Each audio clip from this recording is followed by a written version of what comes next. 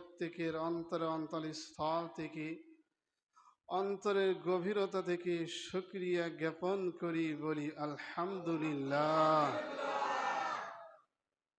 এই জবান দিয়েছে জিনার প্রশংসা করার জন্য। তিনি কে? এই জন্য ওই জবান দিয়ে যদি আল্লাহর নাম উচ্চারণ করি তাহলে তো আমাদের জবান নষ্ট হয়ে যাবে না, কথা ঠিক কিনা? এই জন্য চুপচাপ করে বসে থাকবেন, এটা হতে পারে না। কেউ খাবে কেউ খাবে না, এটা তো হবে না, ঠিক কিনা? কেউ সুবহানাল্লাহ বলবে আর কেউ চুপ করে বসে থাকবে, এটা তো সুন্দর দেখা যায় না। একটা অনুষ্ঠানে সবাইকে খেতে দিয়েছে, সেখানে কেউ খাবে কেউ বসে থাকবে, একই স্টেজে একই মঞ্চে একই টেবিলে কেউ খাবে কেউ খাবে না। সেই টেবিলে সৌন্দর্য থাকে না, পরিবেশ সুন্দর রয় না। তেমনি মসজিদে আমরা এসেছি ইবাদত করার জন্য, আল্লাহর গোলামি করার জন্য, আল্লাহর দাসত্ব করার জন্য, আল্লাহর নাম উচ্চারণ করার জন্য, কথা ঠিক কিনা?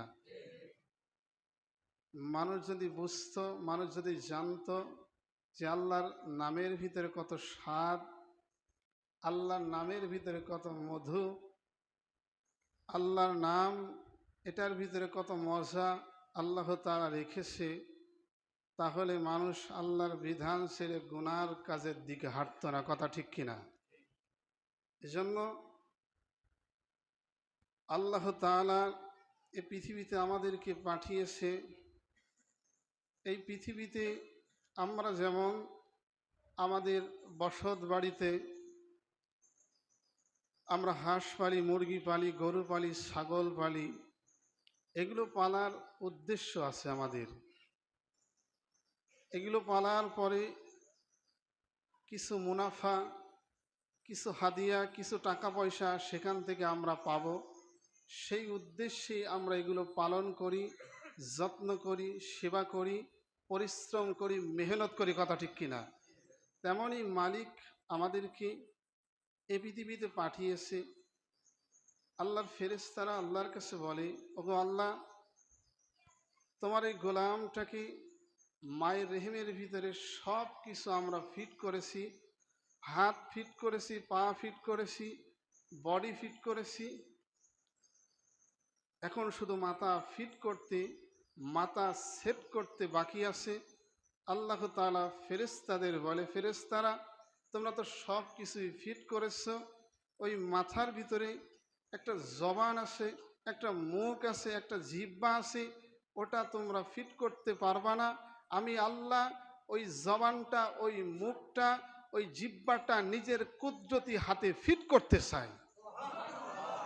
এই জন্য দেখা যায় এই পৃথিবীতে হাজার হাজার লক্ষ লক্ষ কোটি কোটি মিলিয়ন ডিলিয়ন মানুষ কোনো মানুষের চেহারার সাথে, কোনো মানুষের আকৃতির সাথে, কোনো মানুষের জবানের সাথে, কোনো মানুষের কথার সাথে, কোনো মানুষের চোখের সাথে, কোনো মানুষের কানের সাথে কোনো মিল নাই। এটার নামই হলো আল্লাহ। আমরা তো বুঝি না মালিক কি মালিক, রব কি রব। রবকে আমরা চিনতে পারি নাই। চিনতে যদি পারতাম তাহলে আজান হওয়ার সাথে সাথেই মসজিদ পরিপূর্ণ হওয়ার কথা ছিল, কথা ঠিক কিনা? এজন্য জবান দিয়েছে আল্লাহ তাআলাকে ডাকার জন্য। এই জবান দিয়ে যখন আপনি আল্লাহর নাম উচ্চারণ করবেন না, আল্লাহর নাম যখন জপা আপনি বন্ধ করে দেবেন, তখন দেখবেন আস্তে আস্তে আপনি বিপদ বালা মুসিবতের ভিতরে পড়ে যাবেন, আস্তে আস্তে আপনি গজবের ভিতরে পড়ে যাবেন। এজন্য জবান দিয়ে, এই মুখ দিয়ে যখন মানুষ আল্লাহকে আহ্বান করে ডাকে, আল্লাহ তাআলা বলেন, আলাম নাজআল লাহু আইনাইন ওয়া লিসানাও ওয়া শাফাতাইন ওয়া হাদাইনাহু নাজদাইন ফালাকতাহামাল আকাবা। জিহ্বার কথা, জবানের কথা, ঠোঁটের কথা, চোখের কথা, কানের কথা আল্লাহ সূরার ভিতরে উল্লেখ করে দিয়েছেন। সুবহান।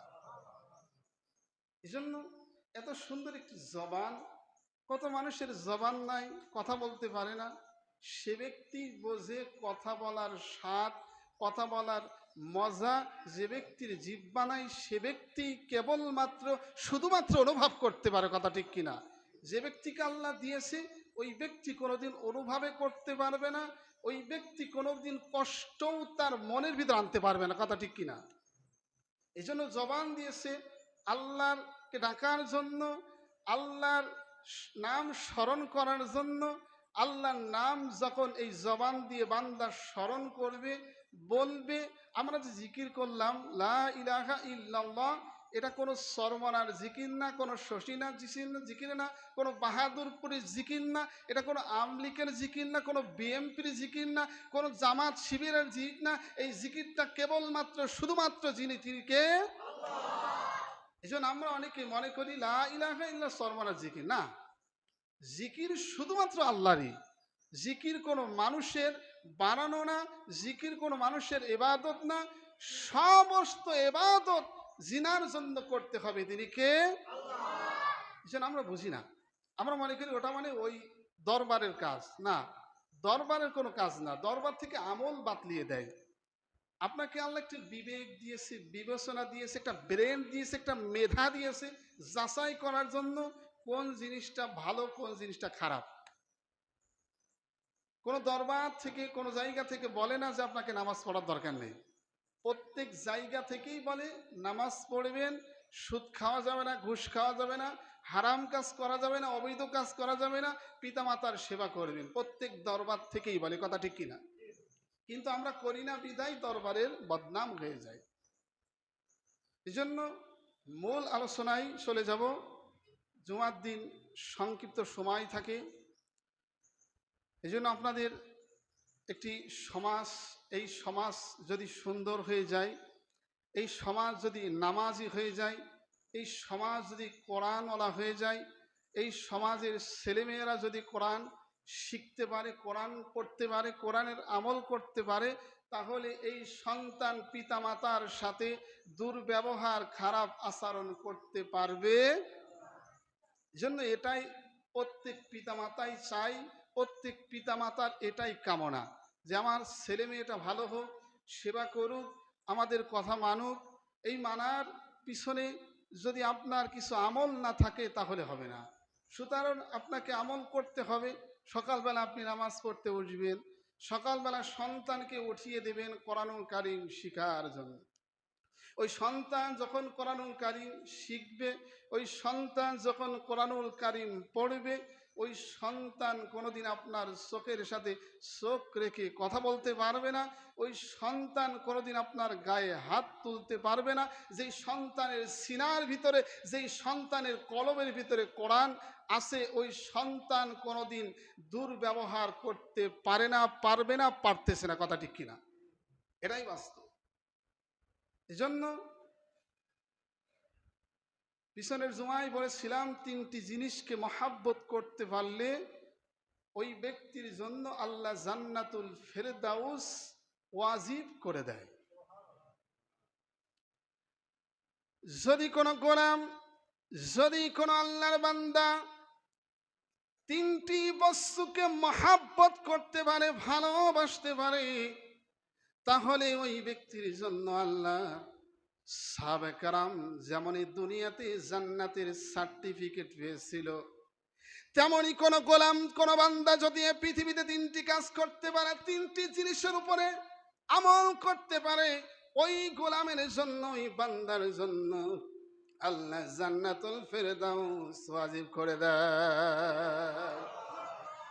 এক নম্বর আমল, যদি কোন গোলাম কোরআনুল কারীমকে মহাব্বত করতে পারে, ভালোবাসতে পারে, কারণ কোরআনুল কারীম এমন একটা গ্রন্থ, এমন একটা পাঠ, এমন একটা বই, এমন একটা বস্তু যেটা মহাব্বত করার সাথে সাথেই ওই ব্যক্তি তার রবকে মহাব্বত করলো, ওই ব্যক্তি তার মালিককে মহাব্বত করলো, ভালোবাসলো।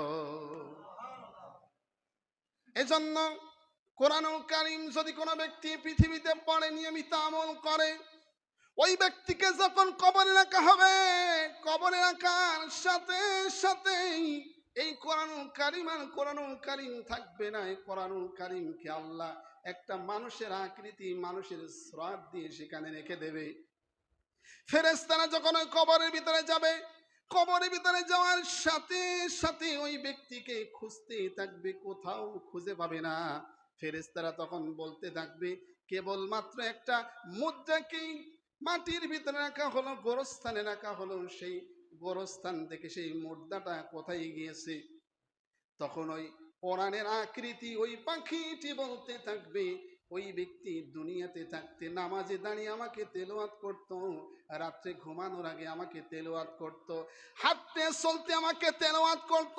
হাদিসের ভিতরে আবু হুরায়রা থেকে বর্ণিত, রাসূল সাল্লাল্লাহু আলাইহি সাল্লাম বলেন, যদি কোনো ব্যক্তি নিয়মিত কোরআনুল কারীম তেলাওয়াত করে, নিয়মিত পড়ে, মুআজ ইবনে মুআজ জাবাল রাদিয়াল্লাহু তাআলা আনহু নিয়মিত সূরা ইখলাস তেলাওয়াত করার কারণে সে যখন মৃত্যুবরণ করলো, মৃত্যুবরণ করার সাথে সাথেই নবীজি যখন জানাজা কমপ্লিট করবে, তখন জিবরাইল ফেরেশতা এবং ৭০,০০০ ফেরেশতা ওই সাহাবীর জানাজার নামাজ পড়ার জন্য সেখানে উপস্থিত হয়ে যায়। জিবরাইলকে নবীজি প্রশ্ন করলো, জিবরাইল, এই ব্যক্তির এত উচ্চ, এই ব্যক্তির এত সম্মান, এই ব্যক্তির এত দাম কিভাবে হলো? জিবরাইল তখন বলতেছি, ইয়া রাসূলুল্লাহ, সে যখন সময় পাইতো তখনই সূরা ইখলাস তেলাওয়াত করত। সূরা ইখলাস তেলাওয়াত করার কারণে আল্লাহ তাআলা তার সম্মান, তার ইজ্জত এই পৃথিবী থেকেই বাড়িয়ে দিয়েছে। এজন্য আমরা যদি কোরআনুল কারীম তেলাওয়াত করতে পারি, কোরআনুল কারীম নিজেরাও পড়তে পারি, সন্তানদেরকেও শিখাইতে পারি, তাহলে ওই কবরে আমাদেরকে রাখার সাথে সাথে একটা পাখির আকৃতি দিয়ে আপনাকে হেফাজত করে রাখবে। কিয়ামতের আগ পর্যন্ত আপনার ঘুমের আর ডিস্টার্ব হবে না। ওই মহাগ্রন্থ আল কোরআন তখন ফেরেশতাদের বলতে থাকবে, ওই ফেরেশতারা তোমাদের যা কিছু বলার দরকার তোমরা দূরের থেকে প্রশ্ন করো, দূরের থেকে বলো। কারণ ওই ব্যক্তি পৃথিবীতে থাকতে ঘুমের আগে আমাকে তেলাওয়াত করত, যখন রাস্তা দিয়ে হাঁটতো আমাকে তেলাওয়াত করত, যখন ওই ব্যক্তি মসজিদে গিয়েছে নামাজে দাঁড়িয়ে কোরআন তেলাওয়াত খুব মনোযোগ সহকারে শুনেছে।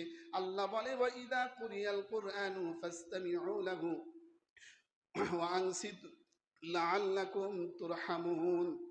যখন তোমাদের ইমাম নামাজের ভিতরে কোরআন তেলাওয়াত শ্রবণ, কোরআন তেলাওয়াত পাঠ করে, তখন তোমরা ওই কোরআনুল কারীম যদি মনোযোগ সহকারে শ্রবণ করো, মনোযোগ সহকারে তোমরা শোনো, লাআল্লাকুম তুরহামুন, আমি আল্লাহ তোমাদের প্রতি রহমত এবং বরকত বৃষ্টির মতো বর্ষণ করতে থাকি।